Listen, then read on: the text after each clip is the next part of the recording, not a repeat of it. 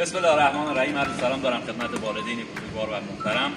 میخوایم حرکت پرس بالانس رو آموزش بدیم و اینکه چجور باید به بچه‌ها کمک کنیم که حرکت پرس بالانس رو انجام بدن. پرس بالانس یکی از حرکات مهم و اساسی در ژیمناستیک هستش، به این دلیل که تمام عضلات بدن رو با همین یه حرکت میتونیم تمرین بدیم. بنابراین خیلی مهم هستش که ما بتونیم این حرکت رو به ورزشکارامون آموزش بدیم. کلیت حرکت رو در میتونید یه بار اجرا کنید.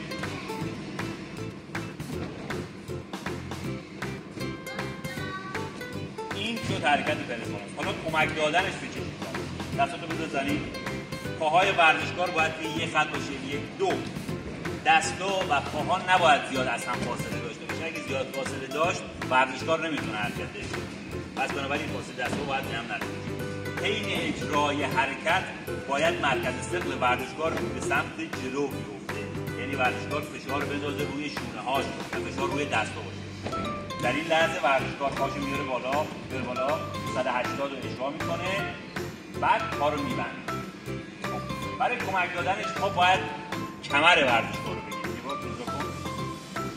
جلوی ورزشکار قرار میدیم، دست از کمرش میگیریم، میاریم بالا، کمکش کنیم حرکت رو بزنیم. باید دقت کنید وقتی میخواید حرکت اجرا کنه پای ورزشکار خم نشه تو صورت خودمون بخوره.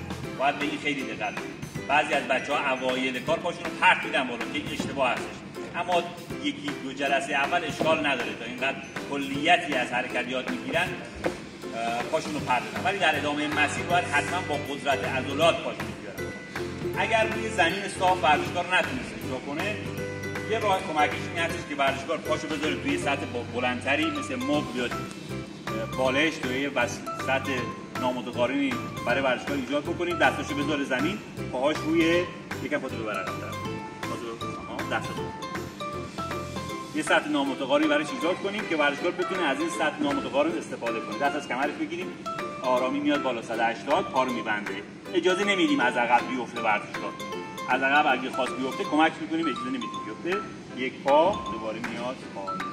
این تمرین رو سعی کنید روزایی که باشگاه نمیان حتما ورزشکار اجرا کنید. روزای شنبه، دوشنبه، چهارشنبه این حرکت رو 5 دقیقه، 10 دقیقه، 15 دقیقه اجرا کنن.